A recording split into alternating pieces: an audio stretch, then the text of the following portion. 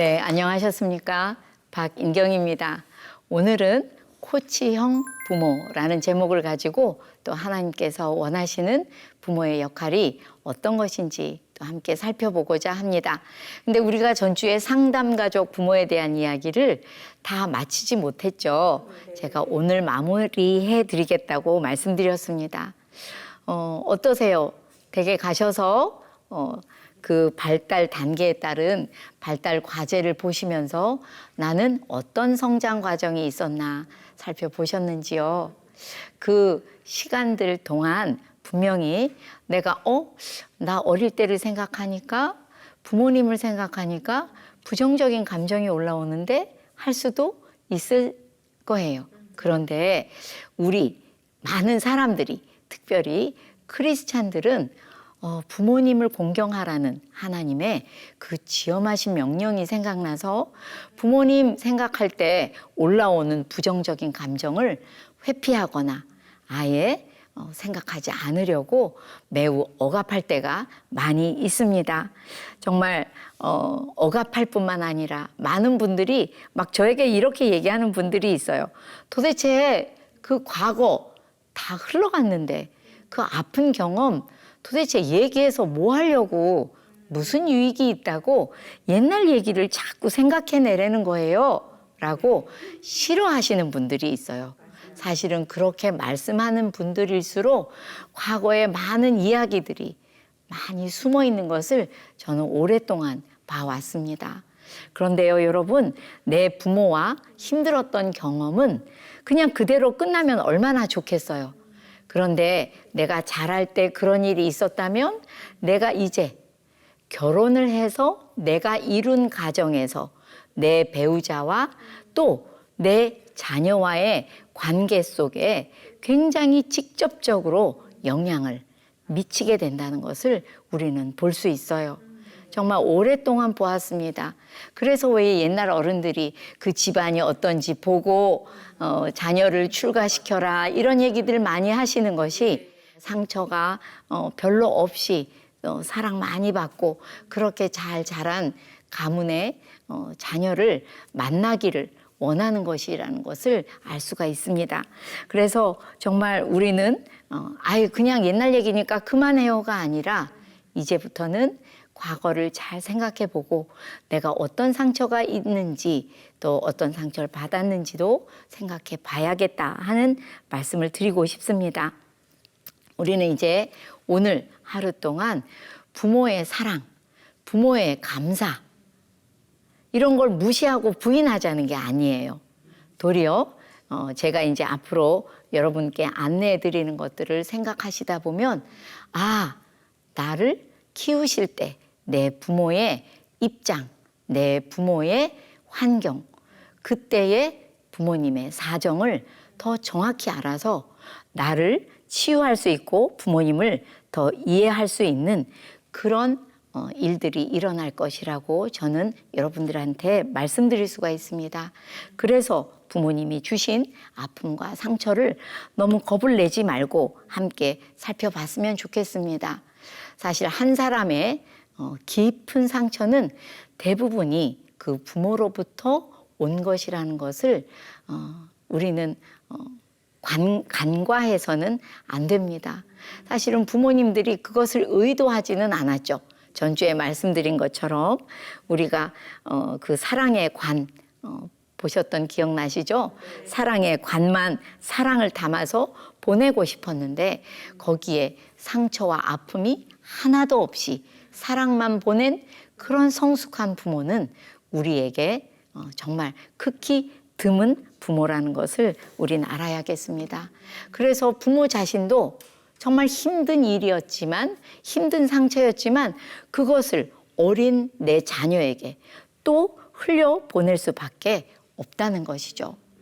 그래서 사실은 부모님 생각하면 그 따뜻함과 고마움이 분명히 있음에도 불구하고 또 나한테 주신 상처도 너무 그때 힘들었어요 라고 생각이 나면서 그럴 때는 부모님이 꼭 나에게 가해자적인 그런 면을 가지신 것이 생각이 나곤 합니다.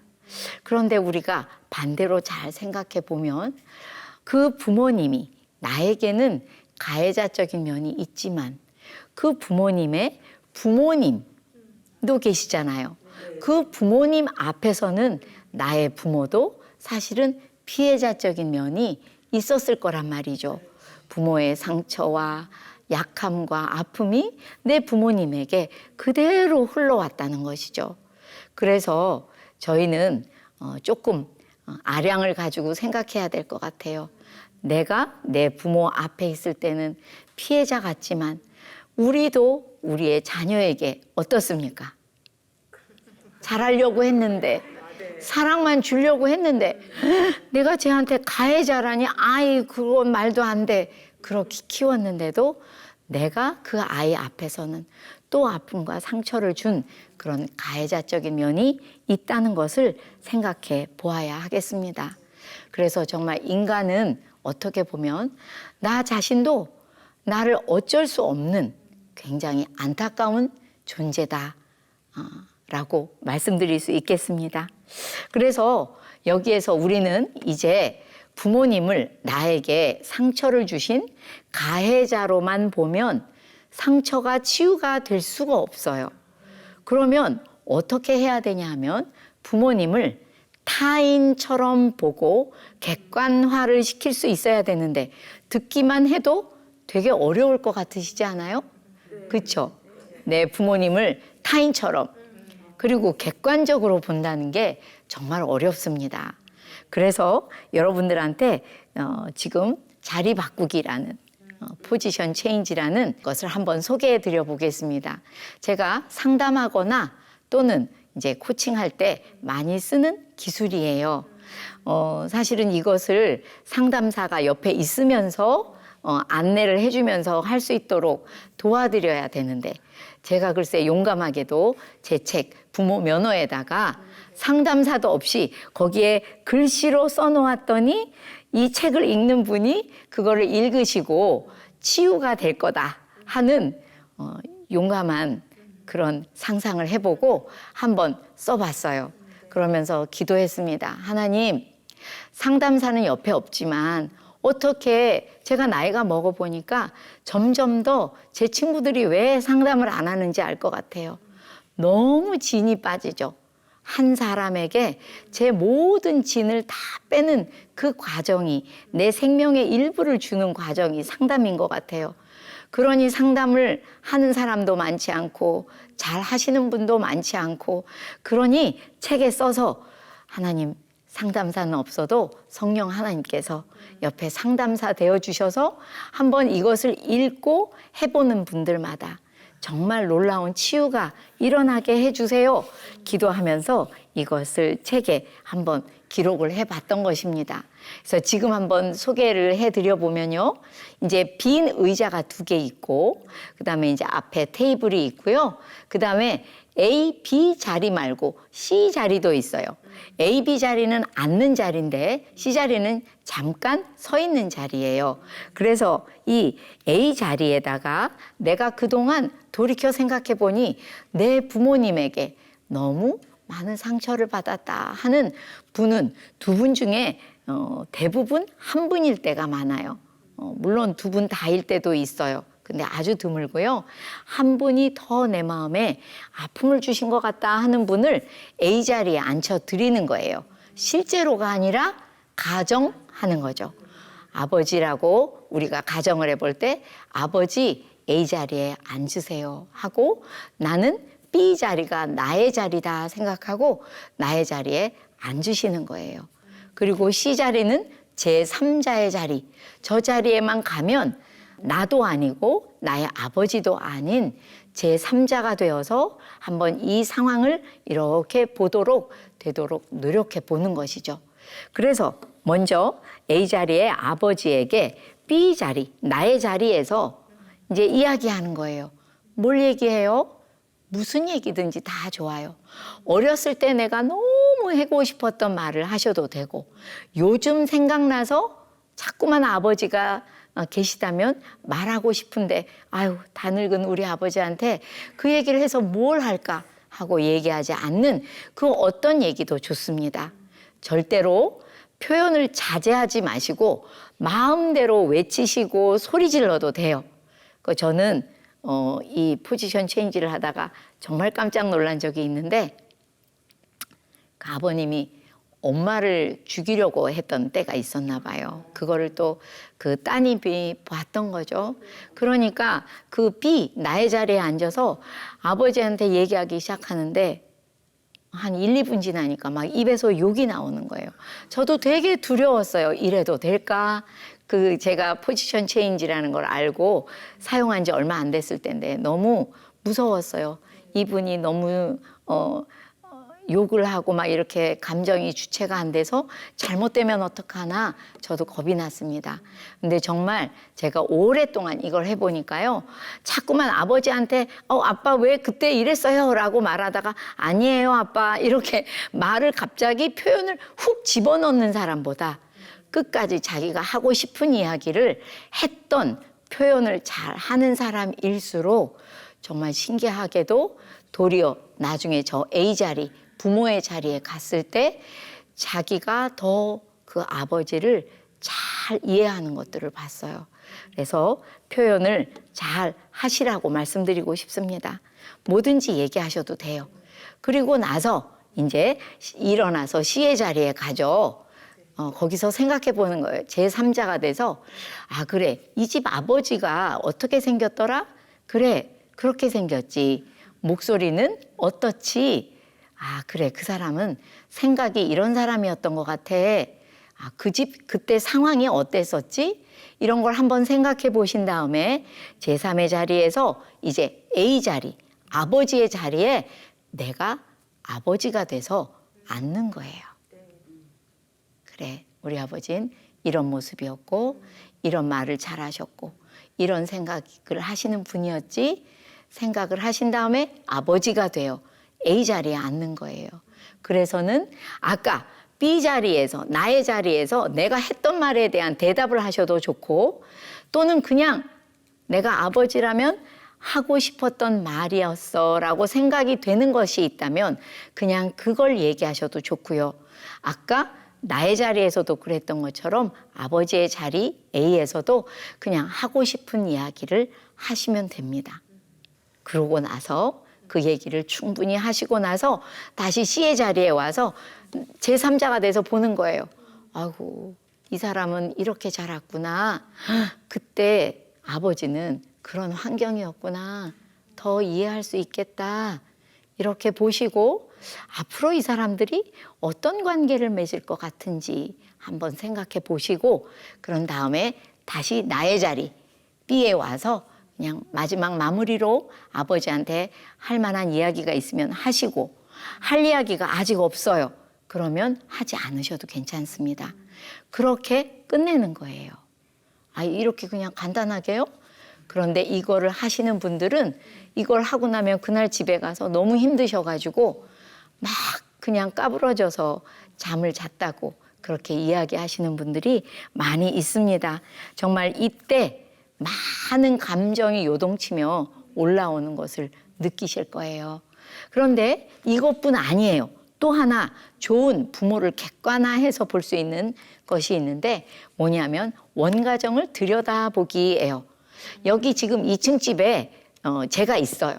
그런데 우리 2층 집 옆에가 옛날에 내가 자랐던 원가정이 있다고 가정을 하고 우리 원가정이 유리처럼 다 안이 들여다 보이네. 그 안에서 말하는 소리가 다 들리네. 이렇게 정말 신비한 집이 있다 생각하시고 가정이죠. 그렇게 우리 집 원가정을 들여다보는 거예요. 우리 아빠는 어디 있어? 우리 엄마는 어떤 표정으로 어디에 계시지? 우리 언니 오빠들은 어디서 무슨 얘기를 하고 있는 거야? 하고 생각해 보시는 거예요. 이것도 참 간단한 것 같은데 정말 많은 것을 아시게 될 거예요. 저 같은 경우에는 이걸 하다가 저희 아버지하고 어머니가 굉장히 다툼을 잘 하셨는데 저희 엄마는 저처럼 아주 조그만 분이에요. 그러다 보니까 아버지는 기골이 장대하시고 행여라도 싸우다가 저희 엄마가 다치게 될까 봐 제가 굉장히 전전긍긍하고 늦둥이라서 막 어떻게 하면 그 사이에서 이 무서운 상황을 문을 열고 그 방에 들어가는 것도 무서운데 들어가서 막 엄마 아빠를 말릴 때가 많이 있었어요. 말리다 보면은 정말 제 힘은 전혀 안 되니까 막 아빠를 깨물기도 하고 이랬던 기억이 나요. 그런데 그때 언니 오빠들이 나오질 않는 거예요. 그 많은 언니 오빠들이. 그러면 제가 자라면서 아, 우리 언니 오빠들 진짜 아니야. 나 우리 언니 오빠 싫어. 마음에 안 들어. 언니 오빠들을 판단하고 정죄하고 언니 오빠들이 정말 내 마음에 안 들었어요. 그러다 보니 언니 오빠들은 저보다 막 10살, 10몇 살 나이가 많은데도 되게 언니 오빠들한테 교만하게 하고 함부로 대했던 것 같아요, 제가. 그런데 어느 날 이 원가정을 유리로 되어 있어서 들여다보니 저희 언니 오빠들이요, 저보다 오랫동안 이미 지쳐서 자기 방에 그냥 무기력하게 있는 거예요.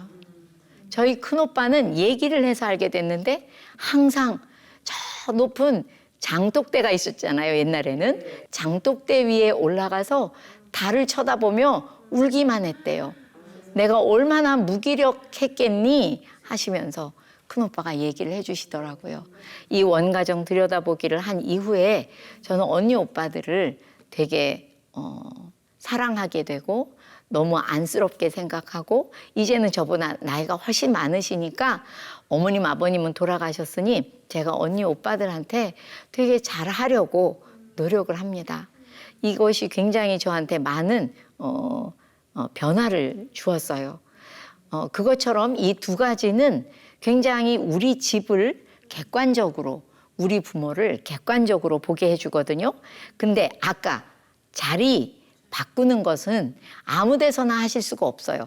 감정이 확 올라와야 되기 때문에 저 아는 분 한 분은 하필이면 공원 가서 이렇게 의자 같은 게 3개 있길래 거기서 하셨대요. 그랬더니 감정이 안 올라오겠죠? 그냥 하시다가 집에 오셨다고 하더라고요.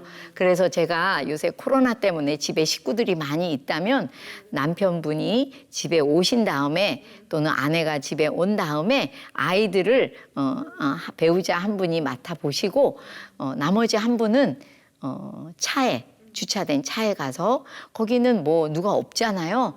거기에 앉아서 하셔도 좋습니다. 정말 장소를 잘 정하세요. 말씀을 드리고요. 너무 억지로 내가 좋게 끝을 내야 된다고 억지로 하지 마세요. 자연스럽게 오늘 하다 안 되면 다음번에 다시 하시고 어떤 분은 이걸 3-4번 했더니 그제서야 감정이 명확하게 잡히고 아버지에 대한 감정도 정확하게 잡히고 아버지가 어떤 분이라는 것도 더 확실하게 올라오더라는 거예요. 왜? 그동안 너무 아래 이 마음 저 밑에다가 무의식에 억압을 해놨기 때문에 그랬겠죠. 그래서 이 정말 2가지를 꼭 해보시고 정말 나도 내 부모한테 못했던 말 다 해보고 그럴 때 아빠나 엄마는 어땠는지를 또 들어보고 나면 정말 신기하게 여태껏 내가 보지 못했던 부모의 약함, 부모의 또 가난함, 부모가 그때 너무 못 배우셨던 것, 어려운 사정, 또 때로는 우리 엄마 아빠는 그때 되게 부자였지만 정서적으로, 심리적으로 되게 외롭고 척박한 삶을 살았구나 하는 등의 부모가 정말 보이지 않던 것들이 보이고 들리기 시작하는 신기한 일이 벌어집니다. 꼭 한번 해보시고요.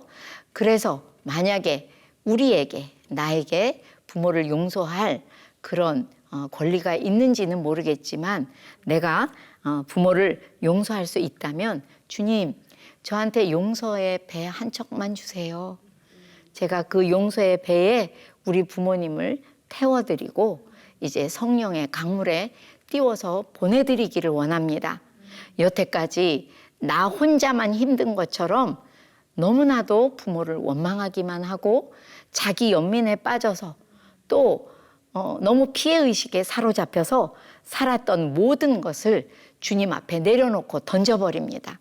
하나님, 이제 상처의 고리를 나에 대해서 끊을 것을 선포합니다. 라고 힘있게 선포하시고 살아가시기 바랍니다.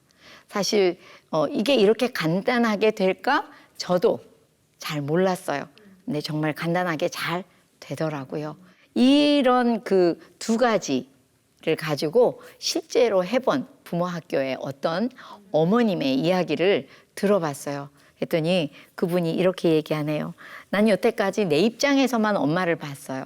그러다 보니까 정말 엄마가 너무 미울 때가 많았는데 이 포지션 체인지를 하고 또 내 원가정을 들여다보고 나니까 이제는 그때 우리 사정을 너무 잘 알게 되었고 그때의 엄마의 상황을 너무 잘 알게 되었다라는 이야기를 하시면서 처음에는 엄마한테 이렇게 얘기했대요. 엄마는 왜 그렇게 무표정하세요? 왜 나를 쳐다볼 때마다 웃지 않고 무표정하게 나를 바라봤어요? 엄마가 나를 그렇게 봤더니 나도 내 아이를 그렇게 봐서 내 아이가 엄마는 왜 맨날 얼굴이 무표정하냐고 뭐라고 해요. 그리고 엄마 왜 나한테 뭘 잘 안 가르쳐 주셨어요? 남들은 그냥 다 아는 건데 나는 그것을 알기 위해서 내가 너무 노력을 해야 됐고 나한테 너무 힘든 일이었습니다. 그렇게 엄마한테 막 소리 지르면서 엄마는 교회에 가서만 행복해 보였어요. 교회에 가서만 사람들하고 행복하게 지냈잖아요. 너무 미웠어요. 라고 이야기를 하고 엄마의 자리에 갔대요. 네, 엄마가 되었을 때 첫 번째 튀어나온 말이 뭐였을까요? 딸아, 나는 교회 아니면 못 살았다. 그러니까 여기서 벌써 이 얘기하면서 이 엄마가 굉장히 힘들었다고 해요. 딸아, 나는 교회 아니면 못 살았다. 너희 아버지가 너무너무 갚을 수 없는 큰 빚을 져서 나는 그것 때문에 너무 힘들다 보니 점점 너희 아버지가 미워지기 시작하더라. 그런데 딸아, 난 너를 미워한 적은 없다. 내가 행복하지 않다 보니까 아마 무표정이었나 보지. 너무 미안해. 근데 너를 미워하진 않았고 그래도 내가 너한테 잘한 게 한 가지 있어. 내가 너를 위해서 기도는 많이 쌓아놓았다. 이렇게 얘기하시더라는 거예요. 자기 입으로. 그래서 정말 다시 내 자리에 와서 엄마 고마워요. 그리고 엄마가 얼마나 그때 힘들었을지 내가 정말 하나도 모르는 그런 아이처럼 자라서 엄마 얼마나 힘들었어요. 지금 어머니가 공부를 못 하셔서 중학교 공부를 시작하셨대요. 연로하신데 엄마 지금 공부 시작한 거 열심히 하시고 오래오래 사세요. 라고 얘기하게 되더래요. 왜 오래오래 살라고 했을까요? 네, 내가 여태까지 오해한 엄마가 아닌 정말 엄마가 어떤 일을 겪으셨을지를 이제 알았는데 그 엄마한테 회복할 기회를 갖고 싶었던 거겠죠. 오래오래 살아달라고 이야기했다고 합니다. 정말 이런 좋은 결과가 이런 그 두 가지 포지션 체인지와 나의 원가정을 들여다보면서 생길 수 있습니다. 그런데 그러면 마무리는 어떻게 해야 될까요? 상담의 마무리. 어떤 분들은요, 어디 가서 상담을 했더니 안 했을 때보다 더 힘들대요. 그래서 왜 그렇게 힘든가 하고 들어보면 내 안에 있는 걸 그냥 정말 5만 가지를 다 꺼내서 내가 꺼내보기 힘든 것까지 다 꺼내서 펼쳐놨는데 상담사 선생님이 이걸 정리를 안 해주니까 꺼내만 놨는데 이제 어떻게 하지? 난 뭐 어떤 사람이야? 그래서 어떻게 살라는 거야? 이걸 몰라서 너무 힘들 때가 있다는 거예요. 그래서 여러분 이게 꼭 필요합니다. 첫째는 자신이 살아온 자신의 노고를 내가 알아줘야 돼요. 저는 맨날 얘기하거든요. 첫 상담이 끝나면 저는 거의 99% 입을 다물고 있고 그분이 다 얘기했어요. 막 정말 숨도 안 쉬면서 얘기하시죠. 그러고 나서 제가 다 듣고 나서 늘 하는 말이 그거예요. 어떻게 그 세월을 이렇게 잘 살아내셨어요? 정말 대단하십니다. 그 말을 여러분들은 본인에게 해주셔야 돼요. 목숨을 끊지도 않았죠? 그 힘들다는 결혼도 했죠? 그래가지고 애도 낳아서 부모도 됐잖아요. 얼마나 장해요. 그걸 얼마나 잘하느냐 못하냐는 다음 얘기고요. 일단 그 어려운 시간을 견뎌서 여기까지 온 자신에 대해서 알아주셔야지 돼요. 두 번째는 뭘까요? 부모님의 인생도 알아드려야 되겠죠. 책에도 제가 써놓았지만 간단하게 이렇게 말할 수도 있어요. 아빠, 그때 우리 집 그 사기당해가지고 너무 어려웠을 때 말이야. 내가 어느 날 생각해 보니까 지금의 나보다도 아빠가 더 어렸더라. 얼마나 힘들었겠어요. 그렇게 아주 가볍게 캐주얼하게 그렇게 알아들일 수도 있고요. 때로는 뭐 선물 같은 거 하나 해드리면서 카드에다가 이렇게 잘 써서 아버지 그 힘든 세월을 우리 버리지 않고 어떻게 사셨어요? 정말 아버지 대단하세요. 한마디 해주는 것 꼭 필요합니다. 해도 되고 안 해도 되는 게 아니고 꼭 하셔야지 돼요. 그리고 여기엔 써놓지 않았는데 자녀가 잘 자랐다면 자녀도 엄마가 얼마나 힘들게 아빠가 얼마나 힘들게 자랐는지도 알아야 아이들이 굉장히 부모와 관계가 좋아져요. 요새 카톡으로 상담 받으시는 분이 계세요. 그러니까 상담을 받는다기보다는 그냥 자기가 너무 힘들면 저한테 써보내시고 저는 또 최대한 답이 될 만한 걸 보내드리는데 그분이 너무 어렸을 때 힘들게 자라셨어요. 엄마 아버지도 너무 힘드시니까 맏딸로서 동생들만 돌보고 사랑은 못 받고 자라셨대요. 참고 또 참고 살았어요. 근데 내가 시집 와서 큰딸을 낳아서 큰딸이 이제 사춘기에 접어들었는데 막 다이어트 한다고 했다가 또 막 폭식을 했다가 막 교복이 안 맞는 데나 학교 가기 싫다고 했다가 이런 말들을 하니까 아이가 이해가 안 되는 거죠. 뭐야? 얘는 왜 이러는 거야 도대체. 내가 너무 참고 또 참고 살아왔기 때문에 이렇게 배부른 소리 하는 아이를 조금도 이해하기가 어려운 거예요. 그래서 제가 너무 참고 사셨기 때문에 따님을 이해하기가 어려운 것이니 따님한테 내가 이렇게 자라다 보니 너를 이해하고 너를 받아들이는 게 내가 정말 서툴다 라고 한마디만 써서 보내주세요. 따님한테. 자기가 많이 울면서 기도하면서 그렇게 써서 보내겠다고 답이 왔어요. 이런 것들이 필요하다는 거죠. 사실은 자녀가 컸다면 자녀도 엄마가 어떻게 자랐는지 아빠가 어떻게 자랐는지 알아야 합니다. 세 번째로는 늘 감사 기도하지만 나의 너무 그 힘든 인생을 생각할 때 그때마다 나를 버리지 않으시고 동행하시고 동거하신 하나님께 감사한 그 감사의 기도만 드리는 시간이 있어야 한다는 거죠. 이렇게 할 때 상담은 마무리되는 거예요. 그래서 정말 자녀는 부모라는 거울을 보면서 자란대요. 부모라는 거울을 보고 아, 내가 이런 사람이구나 하고 아이가 자란대요. 그러니 우리는 부모가 건강해야 자녀도 건강하겠죠. 그래서 모두 다 같이 정말 상처와 원망으로 얼룩진 부모 자녀 관계가 아니고 정말 내가 먼저 나를 이해하고 내 부모를 이해하고 그래서 내 자녀를 이해할 수 있는 하나님을 증거하기에 참 좋은 그런 환경을 만들어줘야 되겠다 하는 것이 상담가족 부모의 마지막에 꼭 드리고 싶은 말씀입니다. 그리고 이제 여러분들한테 드디어 오늘 그렇게 말씀드리겠다고 했던 이제 코치형 부모에 대해서 이야기해 보겠습니다. 네, 코칭은 도대체 무엇일까요? 요새 1대1 코칭이 아주 유행입니다. 그래서 1대1로 정기적으로 만나면서 코칭의 시간을 갖는 게 1대1 코칭이거든요.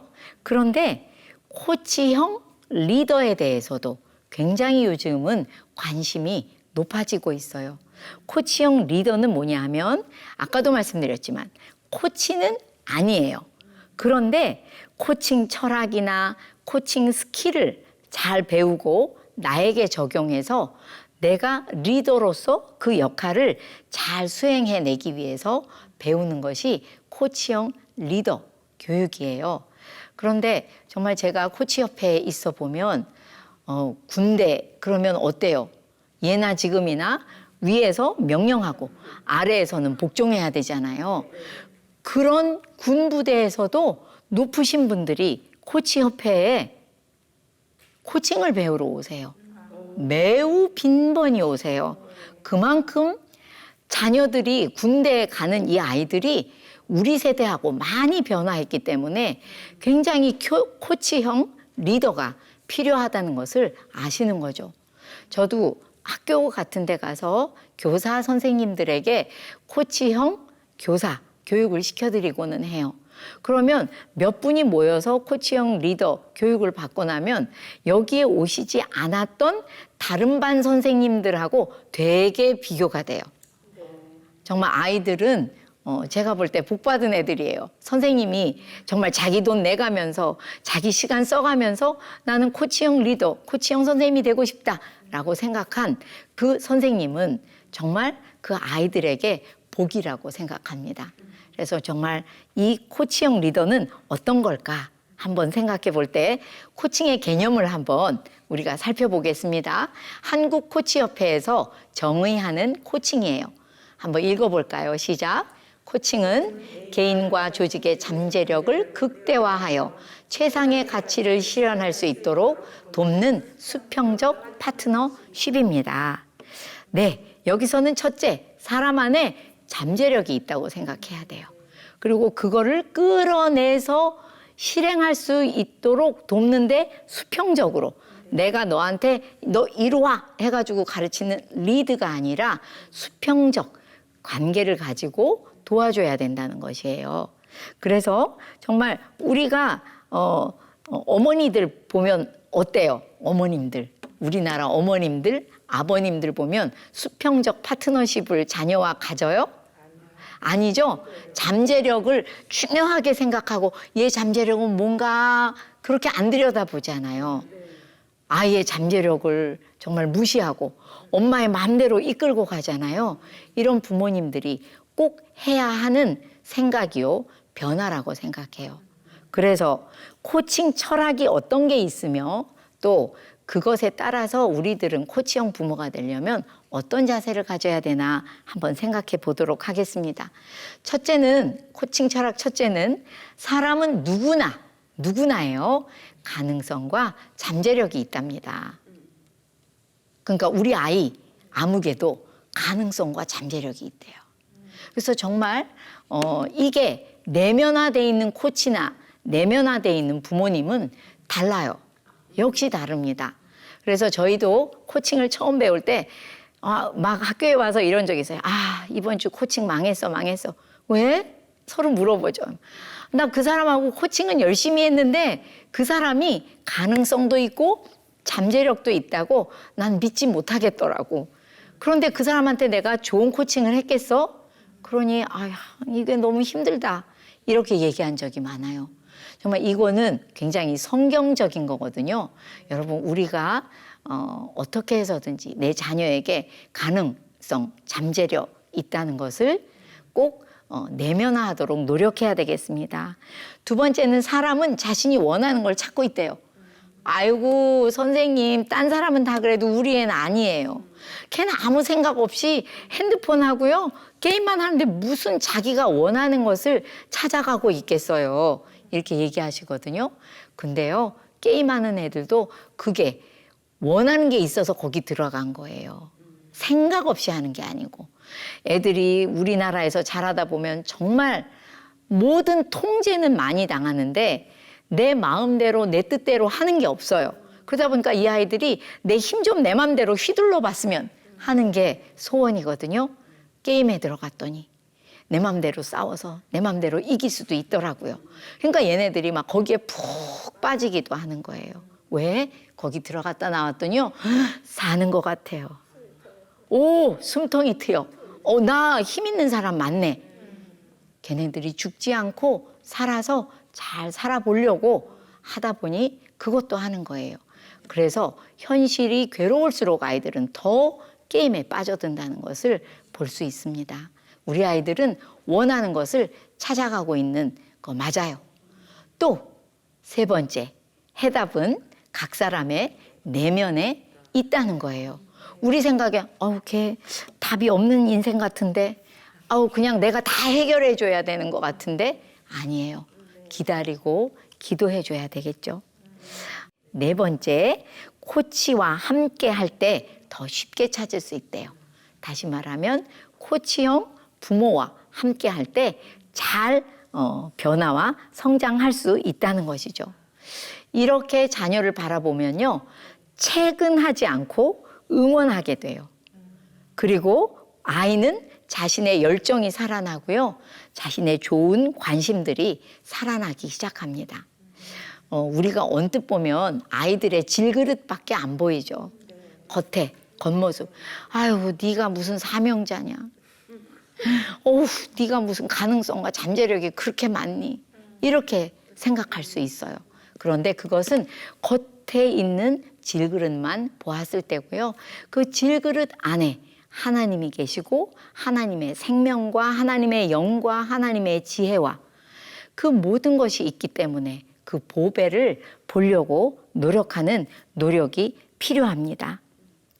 그래서 좀 말하는 것을 줄이고 자녀의 말도 많이 들어주시고요. 코치들처럼.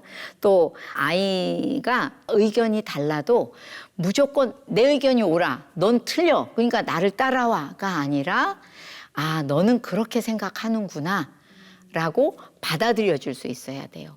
의견이 다른데 그냥 의견을 무조건 똑같이 하라는 게 아니에요. 똑같은 생각을 하고 똑같이 행동하라는 게 아니라 지금 너는 그렇게 생각하는구나, 그런 감정이 드는구나 라고 내가 받아들여 주는 거죠.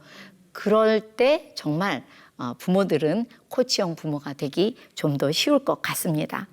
얼마 전에 이것도 또 어떤 그 부모님 수강생의 이야기인데요.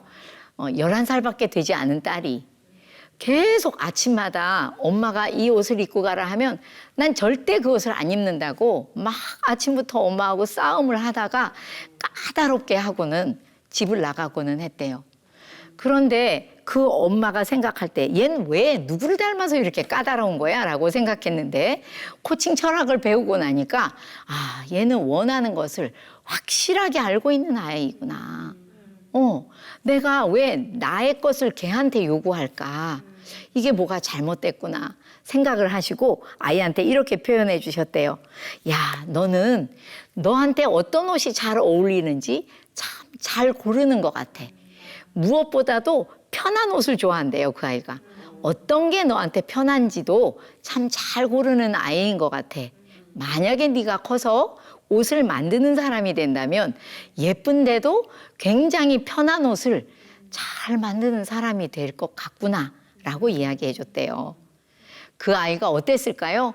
그날부터 정말 너무 행복하게 옷을 고르고 난 이러이러해서 이 옷을 오늘 골랐다고 엄마한테 설명하고요. 엄마는 그 아이에게 점점 더 정말 이 아이가 해답이 있어서 자기 인생의 많은 것을 자기가 결단하며 갈 수 있다고 보아주기 시작했다고 합니다. 아까 말씀드린 것처럼 내 생각이 옳아, 내 생각만 맞아 라고 생각하기 시작하면 우리는 코치형 부모가 될 수가 없어요. 그런데 내 생각이 정말 옳을까? 내 생각만 맞을까? 생각해보고 가만히 있어봐. 내 아이는 어떻게 생각할까? 이 아이의 생각은 뭐야? 라고 궁금해하는 마음이 생기면 그분은 코치형 부모라고 합니다. 그래서 정말 자녀들을 보면은요, 자녀들은 코치형 부모를 정말 기다려요. 그리고 코치형 부모들은 제가 확실하게 알고 있는 게 있어요. 엄마하고 그 아빠하고 얘기하는 걸 이 자녀가 너무 좋아하게 돼요. 기다렸다는 얘기죠. 얘기하고 싶었다는 거죠. 내 의견을 들어줄 수 있으니까. 내 의견도 중요하다는 것을 알고 응원해 주시니까요. 그래서 여러분, 우리는 코칭 철학을 내면화시키시고, 아, 나는 우리 애 생각하니까 저거는 우리 애는 진짜 아닌 것 같은데 라는 게 있으면 좀 더 내면화시키려고 노력하시면 우리가 정말 아이들과 함께 수평적으로 관계를 맺으면서 그 아이를 응원해 줄 수 있다라고 말씀드리고 싶습니다. 오늘도 강의 들으시느라 너무 수고하셨고요. 또 다음 주에 뵙겠습니다. 너무 수고하셨습니다.